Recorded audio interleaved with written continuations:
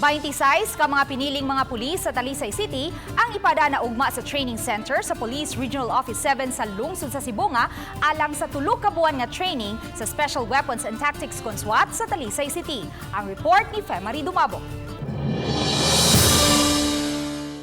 Gianto sa 26 ka mga pulis nga sakop sa Talisay City Police ang ilang pagpainit sud sa usa ka oras. Giisip nilang kabahin sa training ang ilang pagpainit atol sa send-off ceremony ganihang buntag. Usa ang 35 anyos nga si Police Corporal Pearl Marie Yungao, bugtong babae sa Talisay City Police nga nagtinguhang malakip sa SWAT unit. Matod niya nga mi-apply siya aron mapaubo sa training ug mamahimong unang sakop sa SWAT sa Talisay City Police. Andam na si Yungao physically, mentally ug emotionally sa iyang sagubangon sa tulo ka buwan nga subsub nga pagbansay-bansay. Ini volunteer ma'am kay ganahan ko nga kanang ma-explore pa bitaw unsay laing mga kanang kuan sa pamulis.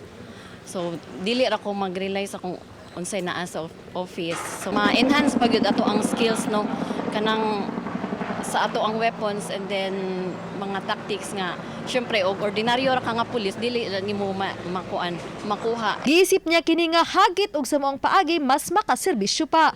Ako kayo ni nga tabang sa ako personal kay kani maka-enhance ni sa ako ang skills at the same time makatabang pud ko sa City of Talisay at naay process no naay agility agility test. So from them no nagselekta og top 26. So kining 26 is mao na gini ang mga one of best na gini sa atong unit.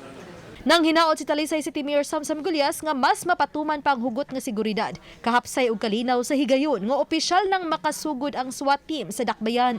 Migahin ang Dakbayan og 3 milyones pesos alang sa training.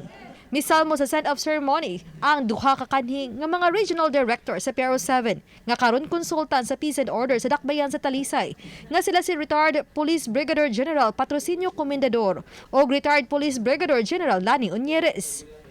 Matod nila nga dakong matabang ang presensya sa SWAT unit sa kahapsay sa Dakbayan. Kompleto naman ang mga gastuhonon para silang training na gibayad na to para sa PRO 7.